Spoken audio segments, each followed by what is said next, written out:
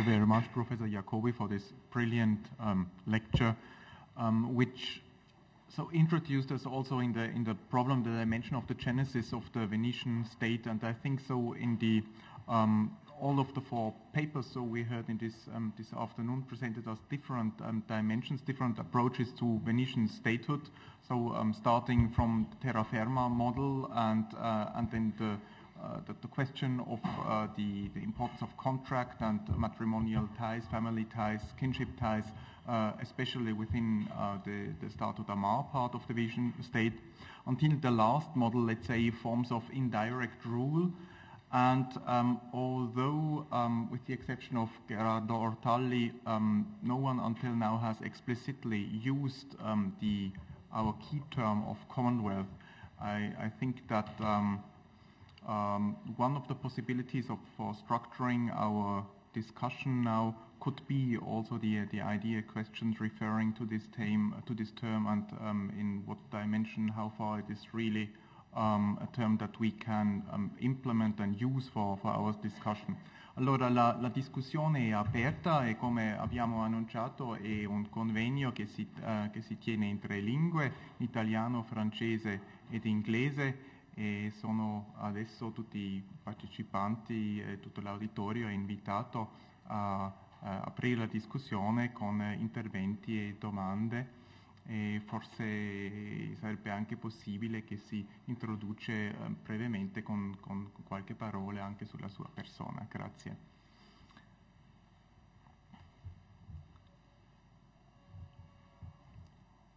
So who will be the icebreaker? Altrimenti potrei anche cominciare io con una domanda. Benny? No. Prego. I'll ask David Jacobi in English, since he presented his. Do you hear me? Oh, okay. Professor Jacobi has difficulties in hearing, I think, through the microphone.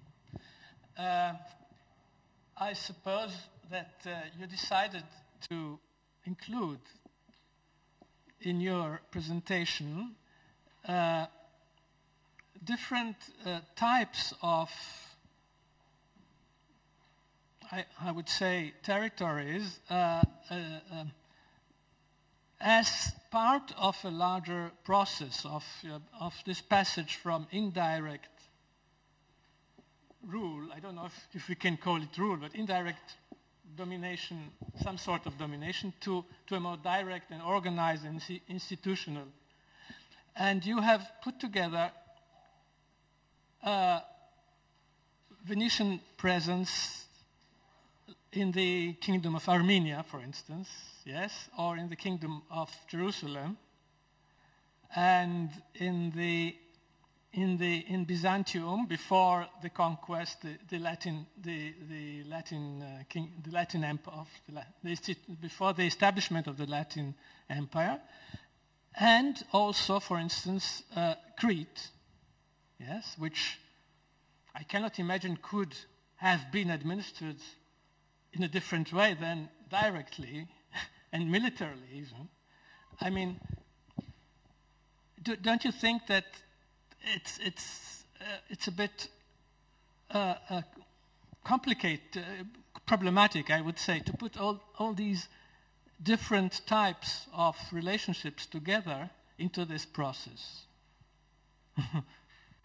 Well, I've started with the cases in which Venice obtained territory, Constantinople and the Latin Kingdom of Jerusalem. At the end of my paper, I've included, for instance, Lajazzo, which you mentioned, because I consider, as I have emphasized, that Venetian experience in Constantinople after 1204 was a turning point, not just for areas in which Venice had obtained territory, but also as a principle of administration.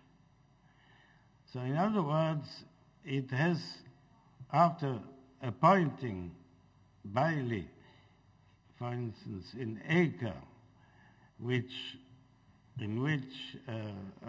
the Kingdom of Jerusalem, where Venice had obtained territory, it extended that same principle of direct administration also to places in which there was no territory. For instance, in Alexandria, there was the Venetian Fondaco never acquired an exterritorial status. Nevertheless, when we look at the dates at which the consuls of Bailey are appointed, we can note that all of them follow 1204. So, in other words, I included the outposts because Venice has interest in the places. Let's take, for instance, Laiazzo. Venice had various treaties with Cilician Armenia in which it has interest, and the bailo who was appointed was to perform diplomatic contact on the one hand, and to protect the interests of the merchants who were operating in the kingdom.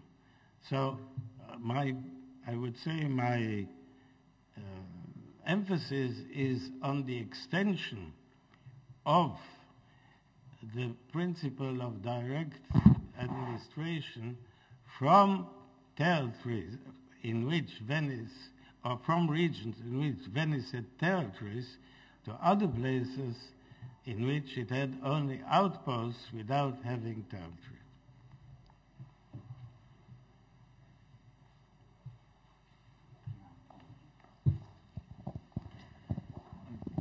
Sì, sono Egidio Ivetic. Prima domanda, ma avrei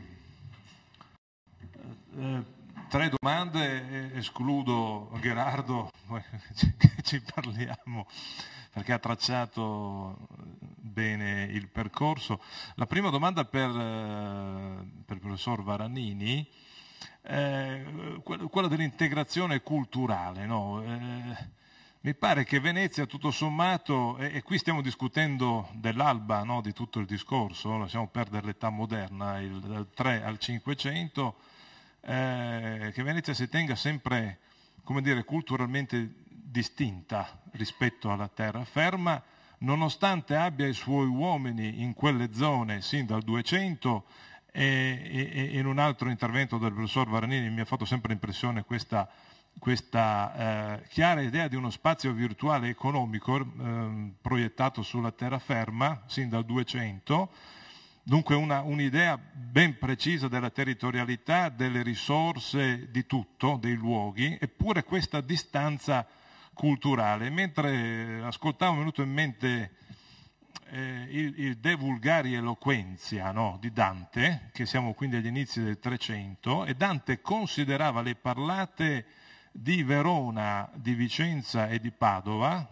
delle parlate lombarde, penso agli studi di Folena in merito, mentre il Dogado, la Gronda lagunare, e il Trevigiano erano caratterizzati da parlate venete, poi c'era Aquilea e l'ultima zona, l'Istria, no, delle parlate. La Dalmazia è fuori dalla dimensione linguistica italiana, eppure in Dalmazia Venezia si trova a casa, eppure quindi c'è una differenza. I padovani in sostanza sarebbero dei lombardi secondo Dante. Noi sappiamo che non era così, però Dante era Dante, no? Quindi addirittura chiamava queste lingue come lingue maschie, e le donne che parlavano in vicentino o in veronese è come se fossero degli uomini, diceva Dante, no? Quindi ecco, questa è la geografia linguistica. Dunque ci sarebbe forse un fondamento effettivo per questa distinzione culturale, e l'altro aspetto, io credo che comunque c'è questa dimensione del mare,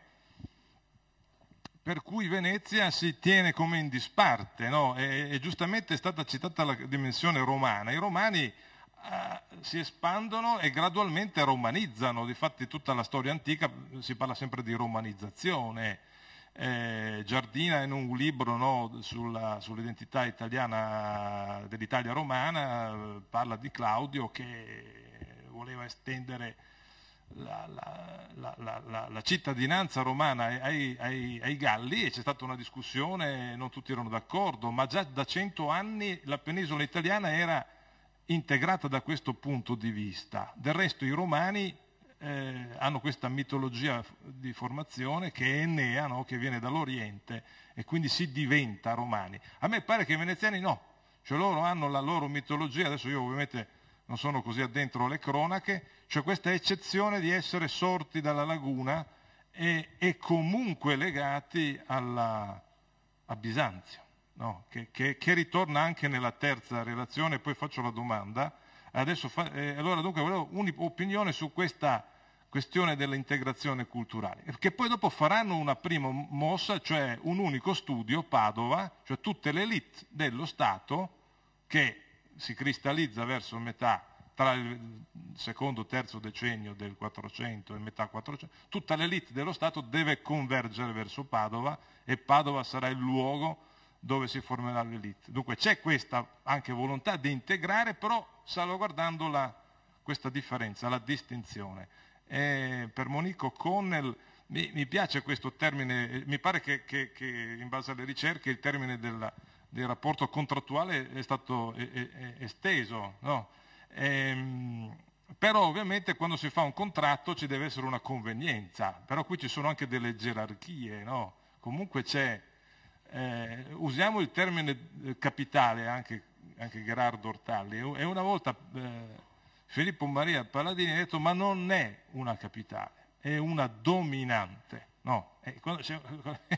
In un rapporto dunque c'è il dominante, quindi mi piace la tesi, ma credo che forse sarebbe and at the end for the professor Jacobi, how do you, maybe it's better if I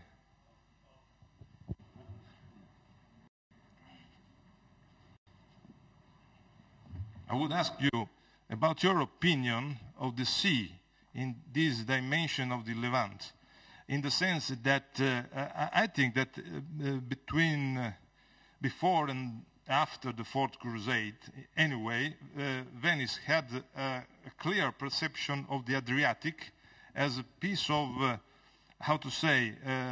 sovereignty on the sea. Then there is a different dimension for what concerns the Levant, where Venice has an idea of a kind of condominium with other subjects in that area. What do you think? I would ask you, what's your opinion about this dimension of the sea in the Levant? The dimension, the idea of the sea, because if we remember, as cited Roberto Cessi, Venice had a relation with the sea as a part of identity in that sense. Thanks. It looks as if Venice is definitely a dimension of the Mediterranean because connections were very intense even before the Fourth Crusade. I mean, we have continuous navigation to the Byzantine Empire, to the Levant, to Egypt. So I would say it looks like Venice has a dimension of the sea.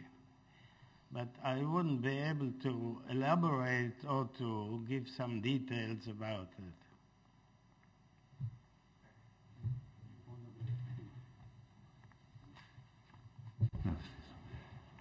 Sì, io condivido quanto diceva Egidio riguardo a questi così ampi scenari, diciamo, faceva un discorso molto più circoscritto, cioè mi ero limitato a dire a proposito di integrazione o di dialogo culturale che nella fase specifica della seconda metà del 400, o direi soprattutto quella, forse anche più in generale nel 400, ecco, il discorso della cultura umanistica e anche il discorso della Università di Padova come luogo d'incontro, ecco, è uno dei terreni che in questo dialogo, diciamo, difficile o diffidente, che sul piano istituzionale ha un discorso così formalmente contrattuale rispetto alle città, ecco, un dialogo che è molto formale fra le istituzioni proprio. Ecco. Invece su questo terreno della cultura umanistica, ecco, c'è diciamo, uno scambio più quotidiano, più immediato fra i giovani di questi ceti dirigenti. Ecco, anche riguardo a Padova si dice sempre, adesso è andato via Donato Gallo che di queste cose sa moltissimo, ma è solo nella seconda metà del 400 che le elite di terraferma convergono su Padova per studiare. I veronesi prima vanno a Ferrara, vanno a Bologna, ecco, è soltanto forse addirittura gli ultimi decenni del 400, ecco, lì c'è veramente secondo me uno snodo importante. Ci sono altre cose che non ho toccato o che ho scritto altrove, ma per esempio la guerra di Ferrara nel 1482 è un momento alto del consenso di Verona, di Vicenza alla politica veneziana. Ecco. Oppure il fatto che 1499, guerra contro i turchi, c'era una bella tesi di laurea che era stata fatta a Verona, non pochi giovani fanno testamento e partono perché morire per Venezia no, ma morire per la fede contro i turchi sì. Cioè, lì c'è, secondo me, appunto, forse, non so se si possa dire, ecco, ma in quegli anni lì un'occasione è stata persa, ecco, da qualche doge di quell'epoca. Ecco, c'era forse la possibilità di fare un salto di qualità, diciamo, in questa integrazione, ecco, proprio in quei decenni, ecco. E avevo, già che ci sono, anche, non so se una domanda per il professor Jacobi. No, scusami, prego. Per rispondere, se pensiamo delle idee medievali delle relazioni fra uomini e donne, c'è un marito che è capo della famiglia e una donna, e allora possiamo pensare della relazione di Venezia e dei territori sottomessi in questi termini. And now I will switch to English, that there's certainly an inequality between the two places. Venice is in control. There's a difference in power between the two places. My only point is to say that they're not completely separate, that there are these extra institutional relationships that I think in some ways affect institutional relationships, which are very, very formal, in ways that we can't quite see looking at only formal sources and sort of official sources. So that's my point. Ecco, invece più che questione era una constatazione, cioè mi chiedevo se esistono studi comparativi fra diciamo questo discorso, queste funzioni che tu hai così bene illustrato, dei baili che via via si affermano fra XII e XIII secolo nelle varie città, nelle varie località, e invece le funzioni, diciamo, arbitrali che svolgono i consoli o i visdomeni o i rappresentanti veneziani delle città di terraferma, anche lì fra XI e XII secolo. Ricordo una tesi di dottorato di Jonathan Tasini, che era un allievo di Attilio Bartoli, che aveva studiato proprio gli arbitrati dei rappresentanti veneziani in terraferma,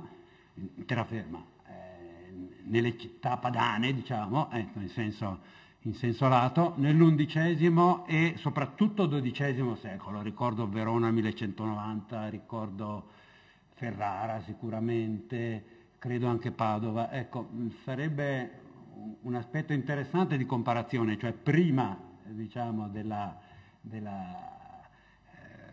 in una situazione nella quale, come dire, il rapporto fra Venezia e l'entroterra padano è simile, abbastanza simile a quello che potrebbe essere il rapporto con le città d'oltremare. E questo era il primo aspetto. Questo lavoro è pubblicato? Che io sappia no, appunto. Mi chiedevo se esistono altri tipi di studi, ma forse no.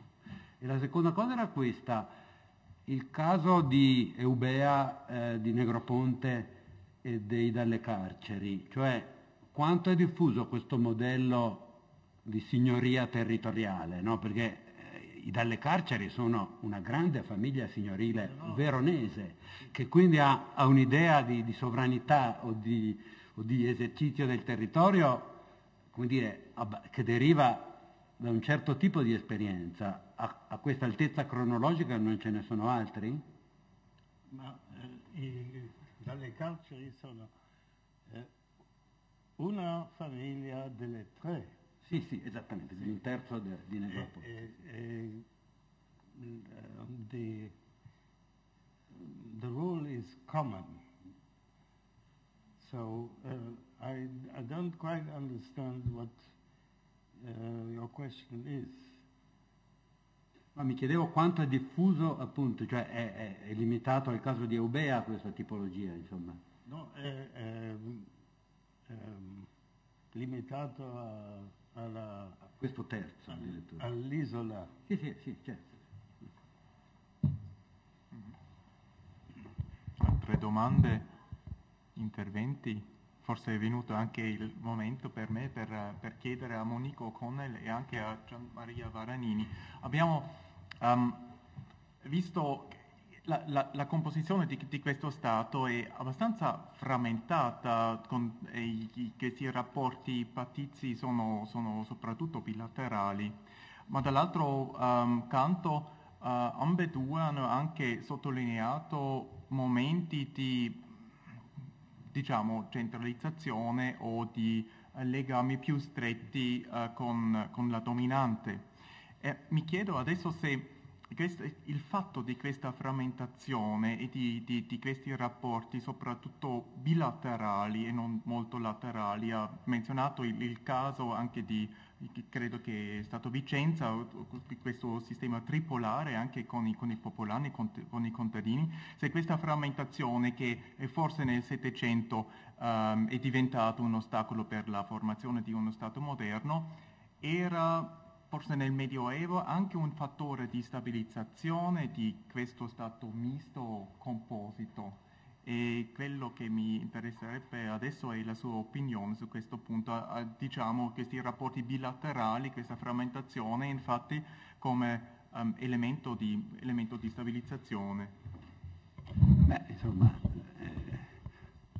bisogna stare attenti a non esagerare, cioè la sovranità veneziana c'era, cioè era la dominante che decideva se si fa la guerra e se si fa la pace, qual è il montante fiscale complessivo, cioè ci sono delle competenze e delle prerogative che sono indiscutibili e che ovviamente sono, come dire, oggetto del pieno riconoscimento, cioè questi trattati, queste dedizioni hanno questo tipo di riconoscimento. Va detto che non erano una novità, cioè la città, sì, erano una novità per la città di Padova, ma per la città di Vicenza, per la città di Brescia, per la città di Bergamo, per la città di Verona, per la città di Treviso, essere assoggettati ad un'autorità dominante non è una novità, quindi si passa dai Visconti a Venezia, si passa da un governo signorile ad un altro e prevalgono questi elementi, diciamo, di continuità, però, come dire, la sovranità veneziana è reale, cioè il controllo militare del territorio, per quello che può essere, con queste minime guarnigioni di castellani dispersi per il territorio, è solo per i veneziani, diciamo. Ecco. Detto questo, poi resta questo grandissimo spazio di trattativa, e questo è indiscutibile, questo è esattamente quello che è venuto fuori dalle ricerche di questi anni, perché Al di là di questa, diciamo, nocciolo duro della sovranità, tutto restava poi affidato al Comune di Vicenza piuttosto che al Comune di Brescia, quanto dovessero pagare le istituzioni ecclesiastiche di tasse piuttosto che il Comune. Ecco, un ampio spazio di quello che oggi definiremmo esercizio della sovranità spettava alle istituzioni del territorio, ma c'è anche un nocciolo forte di sovranità riconosciuta da Venezia. Poi, l'ultimo aspetto, questo discorso del rapporto tripolare è un discorso che si sviluppa sui tempi molto lunghi, dalla fine del 400 in poi, ecco, quando le comunità rurali, i centri minori, perché poi sono appunto questi centri minori della Pedemonte vicentino piuttosto che bresciano o altro, ecco, prendono coscienza di sé e non accettano più il rapporto di dipendenza dalla capitale provinciale e instaurano un rapporto a tre con Venezia, ma è un fatto che è parecchio più avanti nel tempo. Forse prima della risposta di Monico Connell occorre precisare un po' la mia domanda, che si riferisce anche al fatto che non si è sviluppato, diciamo, una identità di tutta la terraferma, di tutta la Dalmazia, e frammentazione in questo senso è un rapporto bilaterale tra Venezia e non la terraferma, ma con sono sì. Assolutamente, cioè l'identità veneta e ogni riferimento politico all'attualità è voluto, è una invenzione culturale, è un mito, è una costruzione culturale, insomma, ecco.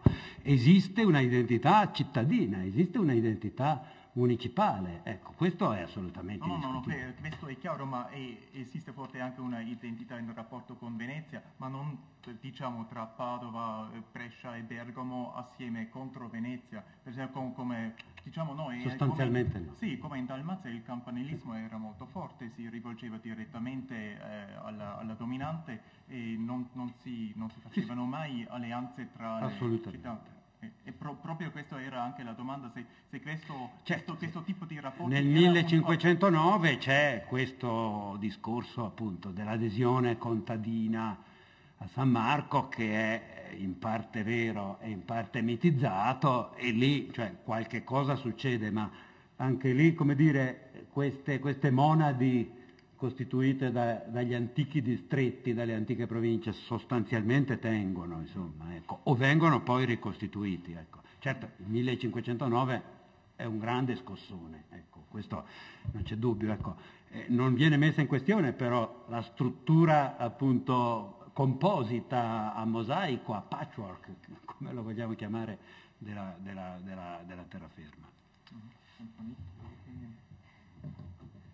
Well, I think I'd like to bring in Professor Artelli's idea of a commonwealth here and think about sort of the idea of a commonwealth and to the end of a common good, or the Venetian rule being for everyone. I think that's a remarkably flexible idea, and that the Venetian subjects were able to use that idea to their own benefit, using these patti bilaterales, bilateral agreements, and sort of marrying that to the idea of a common good to their own ends. So in other words, you would have subjects sort of using the idea that Venice was there to protect not only Venetian interests, but the interests of Venetian subjects when they were making petitions to Venice itself. And so I think that this idea of the Commonwealth in some way allowed each individual municipality and even each individual subject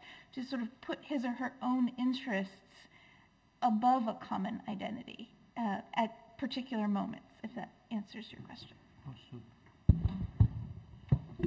Posso intervenire io? Mi ha molto colpito questo ragionamento che hai fatto sul ruolo della cultura.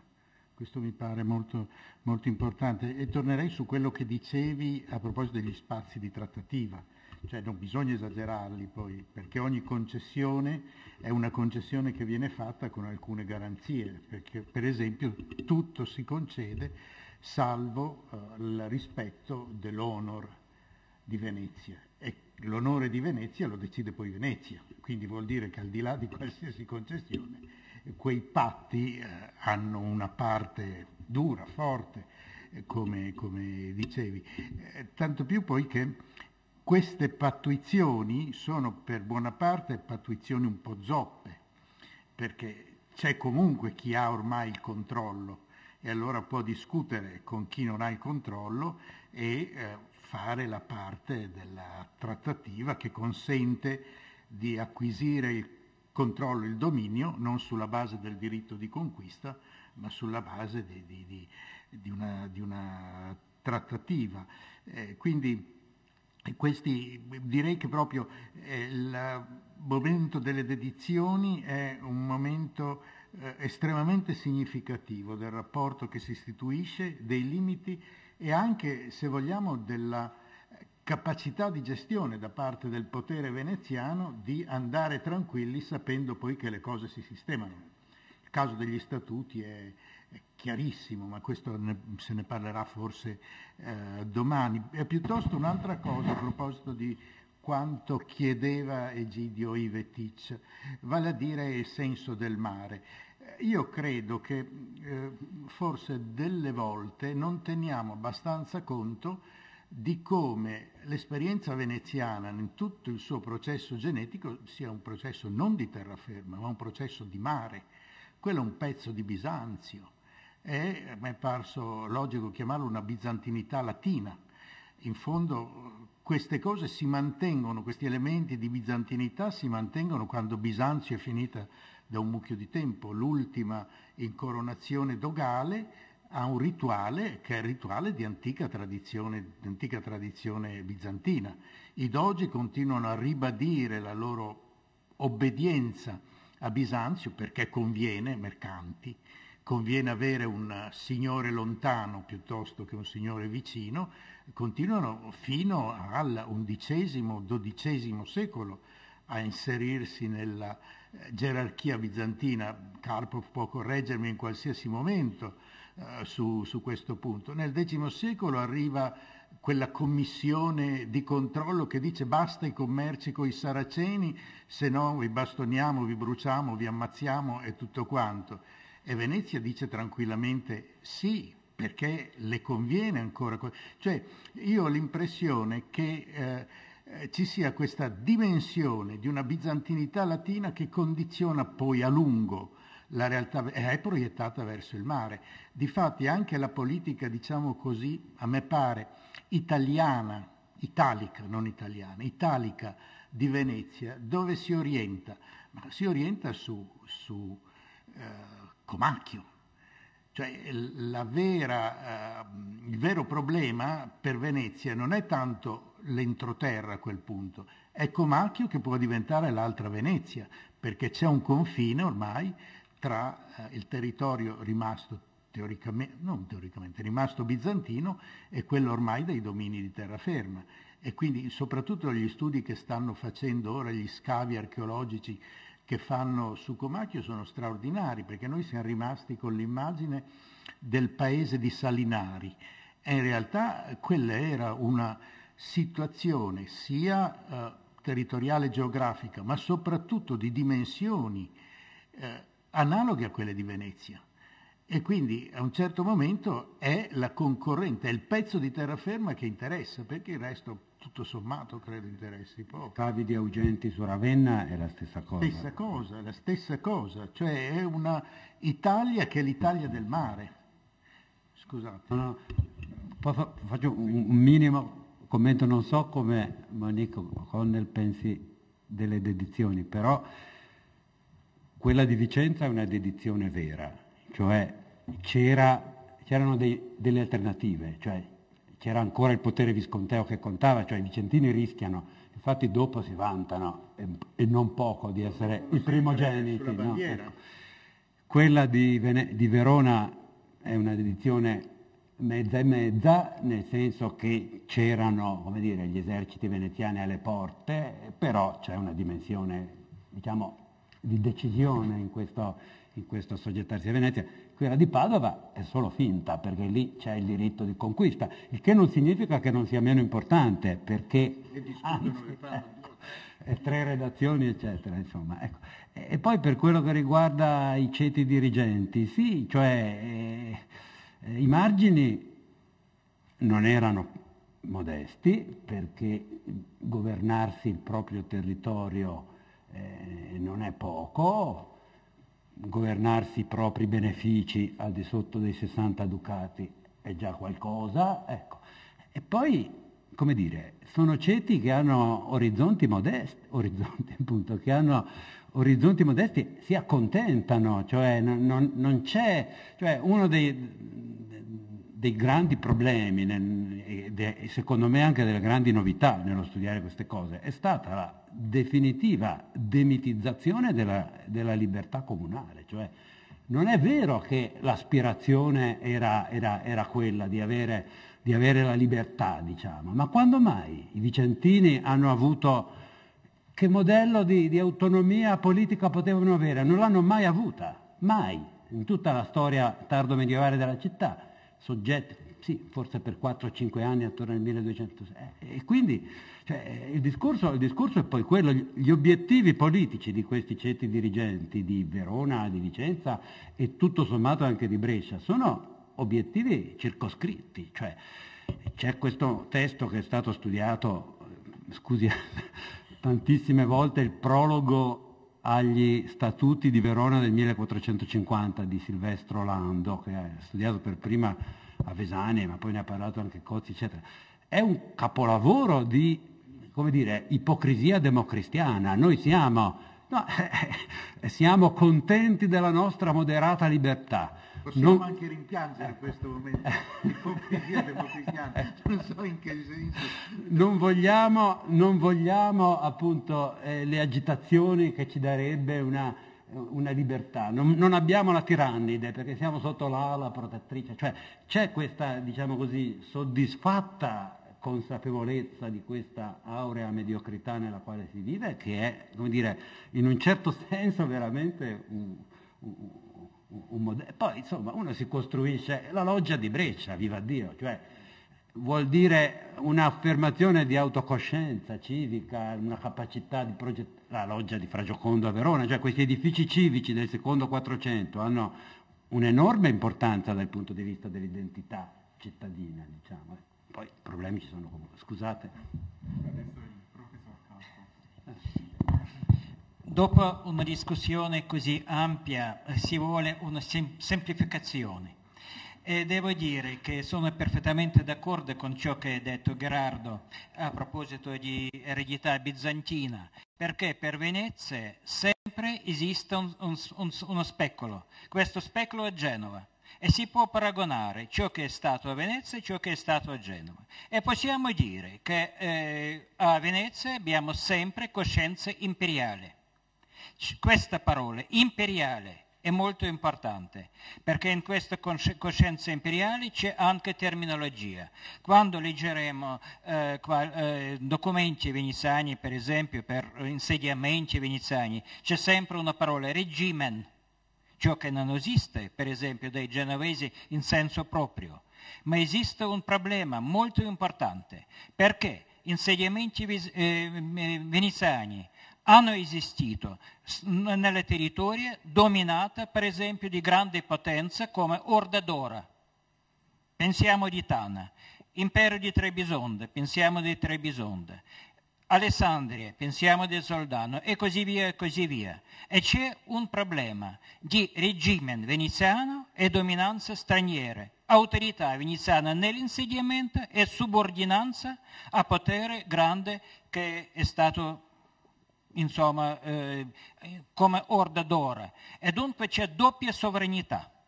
E questo problema è molto importante perché i veneziani hanno riconosciuto autonomia dentro e sovranità estranea. È un problema interessante come di combinare questo e quale era l'evoluzione. Dopo cercherò di mostrare l'esempio di Tana, come i veneziani hanno cominciato di essere subordinati e hanno finito di avere un regime con sentimento imperiale. E questa parola imperiale, ereditato da Bisanzio, è importante dai miei punti di vista.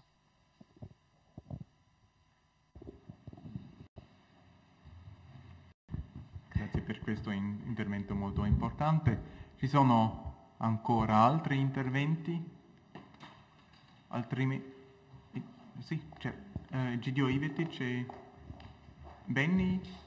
Anche, okay. Scusatemi, ma visto che c'è Gerardo Ortalli lì, poi dopo non ho visto che non c'è più in prima linea, quindi mi ricollego a questa è una tesi molto importante, no? Ahimè però stiamo scalando i secoli, stiamo finendo tra l'Ottocento e il 1000, quantomeno fino alle crociate, per cercare di rispondere alla domanda che cos'è Venezia in fin dei conti, perché alla fine, affrontando questo tema, ma che cos'è in fin dei conti Venezia? È un'ottima osservazione questa. Venezia ne approfitta dell'autonomia, fa parte di un sistema imperiale e agisce come braccio armato a volte per conto dell'impero, e quindi ha in sé questa connotazione imperiale. Premetto che io, quando anche con il libro di Monico con gli uomini dell'impero, no? Quando vedo l'impero nel 400-500 un po' mi dà fastidio come termine, però è vero, la cosa è più complessa di quella che è.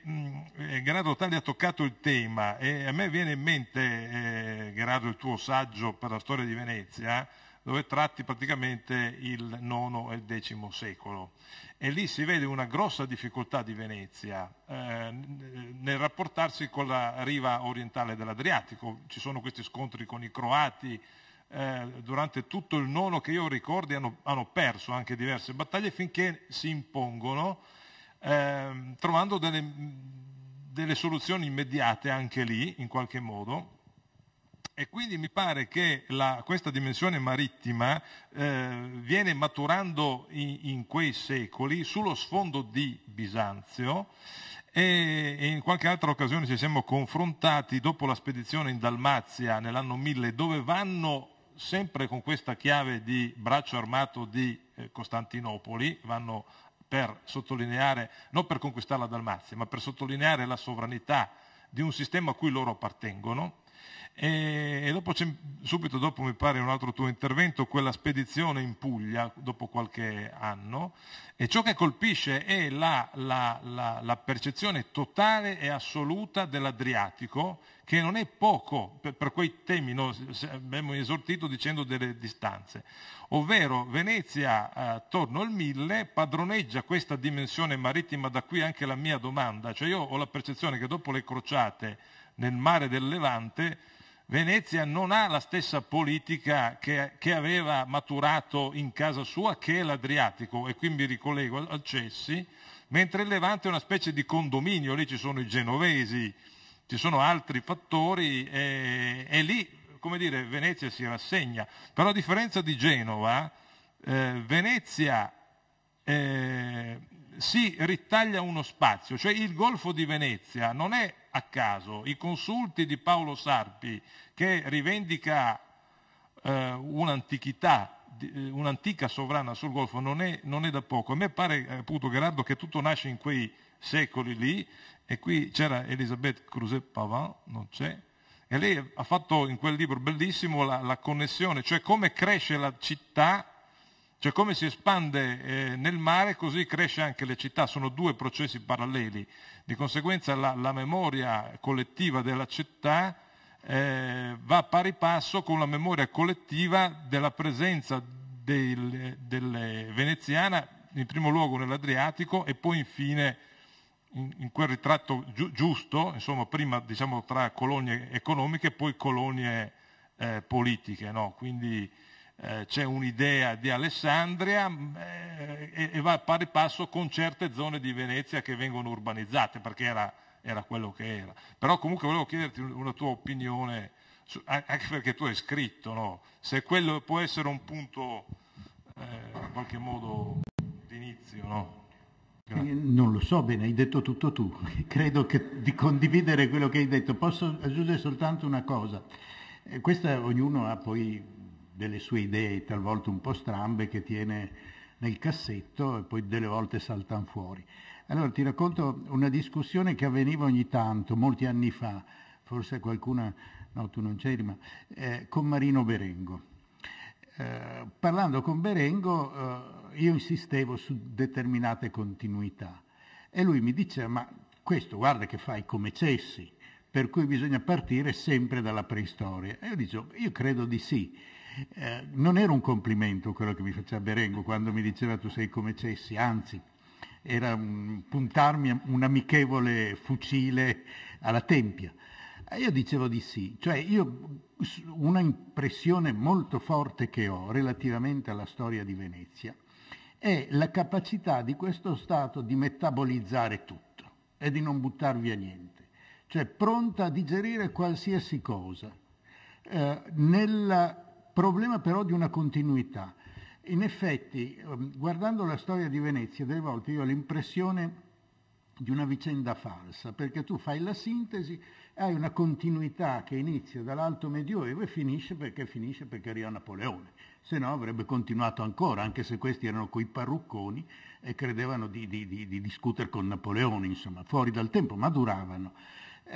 La mia impressione è proprio questa capacità di metabolizzare tutto, cioè una straordinaria continuità che, vista in sintesi, ti dà l'idea di un percorso linearissimo. Quando poi vai in mezzo, vai a vedere le singole vicende, anche in quei primi secoli, ma anche dopo, lo sai meglio di me, anche dopo, ci sono dei momenti che sono momenti di possibile svolta radicale,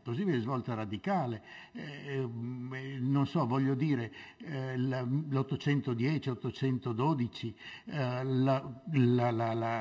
i momenti favorevoli come la conquista, i momenti difficili come Agnadello, il fatto che si impicchi un doge, si tagli la testa a un doge, tutto continui poi come prima, perché si riassorbe tutto abbastanza rapidamente. Cioè, c'è questa, non so come dire, realtà interiorizzata attraverso il processo genetico che segna in modo un po' particolare questa, diciamo, comunità, che è una comunità, io ripeto, poco italiana in quel periodo di nascita.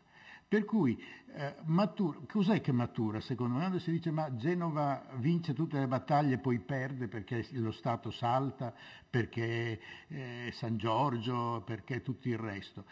Quello che a Venezia, secondo me, matura in quei periodi molto difficili è la convinzione della utilità dell'agire collettivo, potremmo dire, cioè della partecipazione che non è che questi fossero buoni, questi erano banditi, poi se ci pensiamo, questi erano tutto tranne che gente così generosa, buona, pronta all'altruismo, eccetera, ma è la percezione molto precoce del fatto che gli interessi individuali, che sono quelli che muovono poi buona parte di questa macchina, sono meglio garantiti se hai dietro una struttura dello Stato che te le garantisce. Cioè io ho l'impressione che naturalmente sono tutte costruzioni astratte, cioè sono impressioni che non valgono niente, di solito le tengo nel cassetto. Delle volte scappano fuori e allora poi uno si pente di averle tirate fuori, ma comunque io ho questa sensazione, cioè che una specificità maturi attraverso un processo molto lento, molto complesso, che costringe a stare assieme. Insomma, questi sopravvivono i primi 3, 4, 5 secoli come entità praticamente inesistente, insomma, se pensi, fatto. Comunque ho detto anche troppo. Ultimo intervento di oggi Sì, abbiamo ancora 10 minuti. Vorrei tornare un po' alla discussione sui patti di dedizione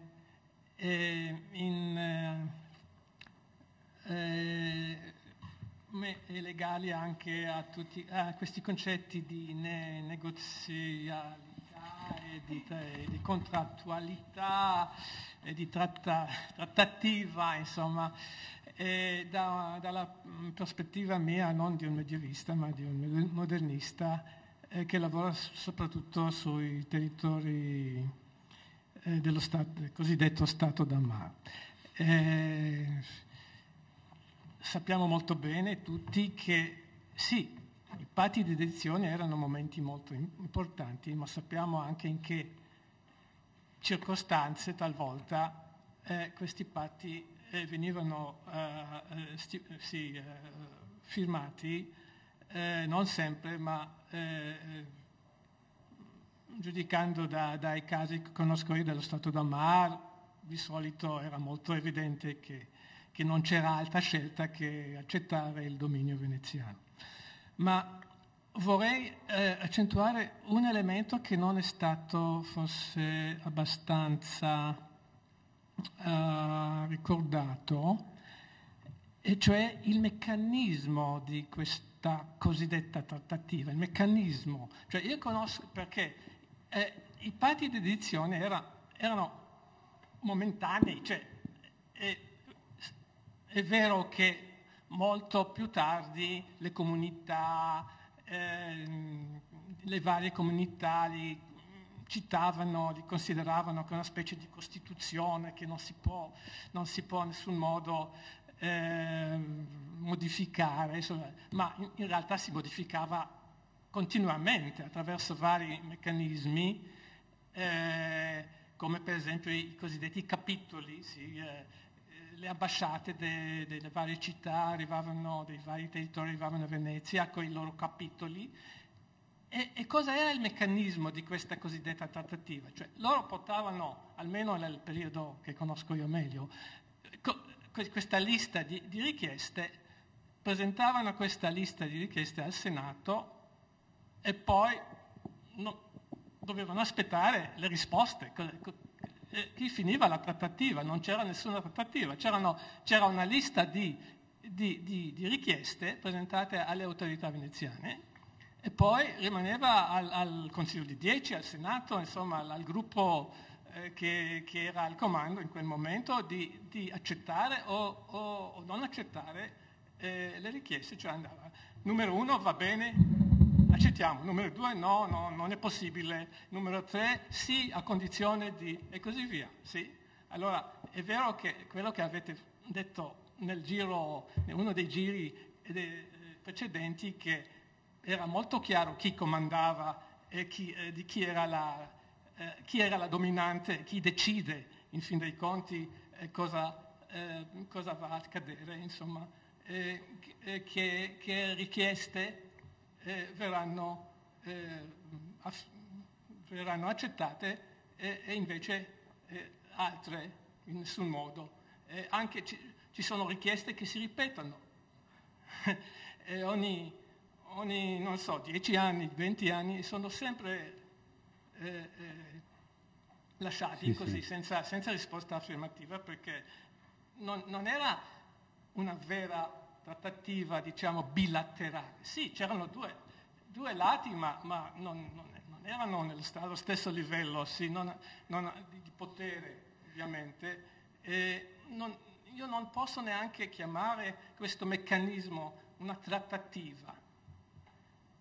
Mi pare che un termine che non è molto ben adatto alla situazione, alla situazione di questi rapporti, sì, tra dominante e soggetti, qualsiasi soggetti, forse anche in terraferma. Io conosco meglio la situazione dello Stato d'Amar.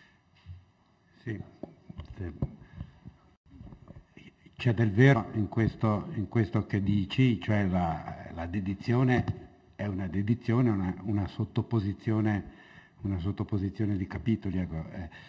Bisogna anche fare delle distinzioni. Ecco, i bocconi sono grossi o sono piccoli, cioè la dedizione di Brescia o quella di appunto Verona o di Padova è una cosa, quella di un modesto castello, parlo invece io per la terraferma, è tutt'altra cosa, ed è vero che sono vicende che si ripetono.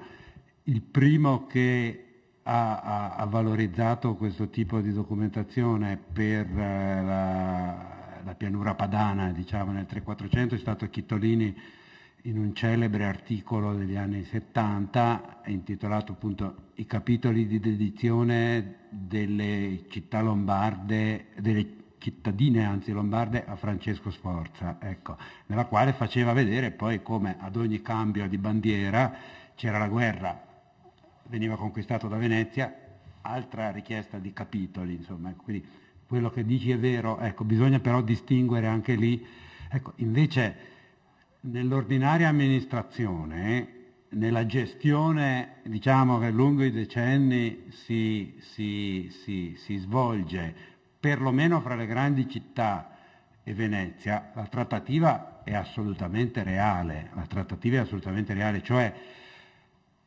un incaricato della Camera Fiscale con sulla fascia il leone va a fare una confisca che non gli spetta, parte immediatamente l'ambasciata, cioè le città e i grossi comuni di terraferma nella gestione, ripeto, dell'ordinaria amministrazione in materia fiscale, in materia appunto per esempio appunto di confische, di esecuzioni forzate, eccetera, hanno una forte consapevolezza delle loro prerogative. Ecco, a quel livello lì c'è una vera, diciamo, bilateralità.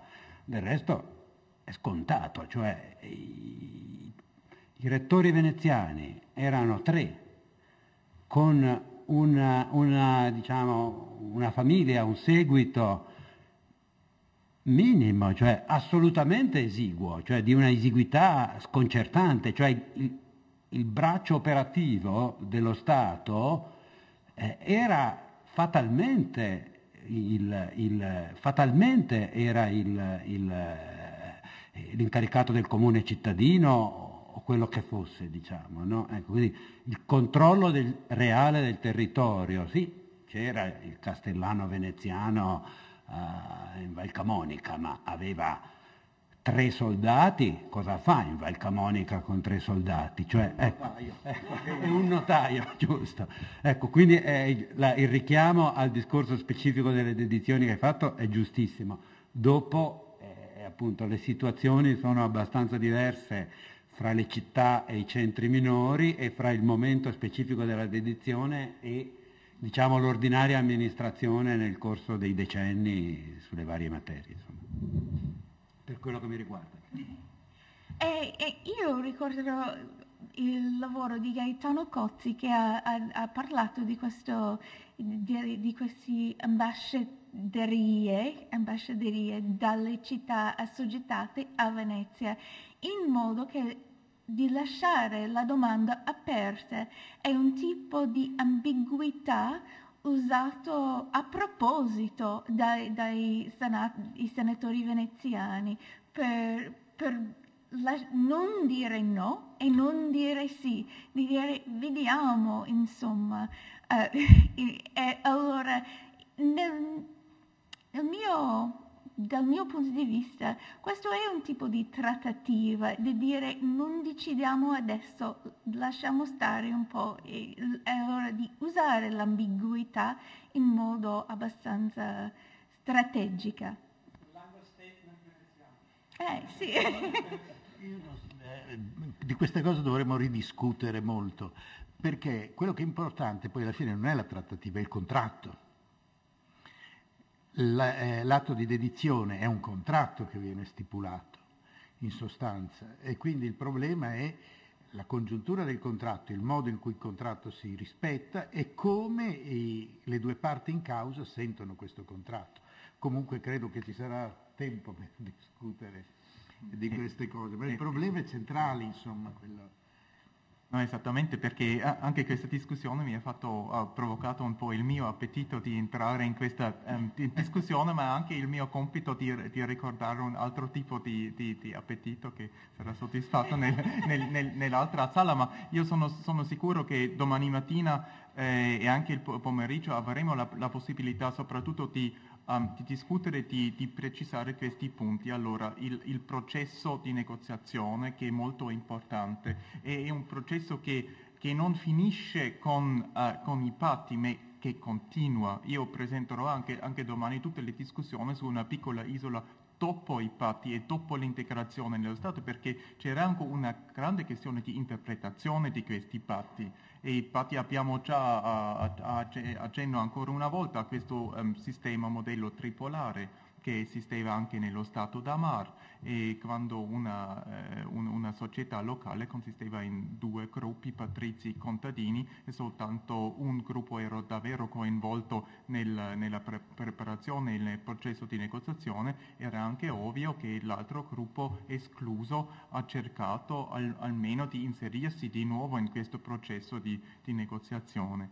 Allora io credo che anche la fine di questa nostra discussione ha ben dimostrato che la prima sessione del nostro convegno ha aperto tante piste, ha delineato molte piste di discussione, già cominciato e anche riuscito già a approfondire alcuni elementi molto importanti, e tocca a me di ringraziare soprattutto i relatori e anche voi tutti i partecipanti attivi che avete partecipato a questa nostra discussione, e ho anche il piacere a nome degli organizzatori di invitare i partecipanti attivi a questo convegno alla cena che avrà luogo nella sala vicina, e poi auguro a tutti una buona serata.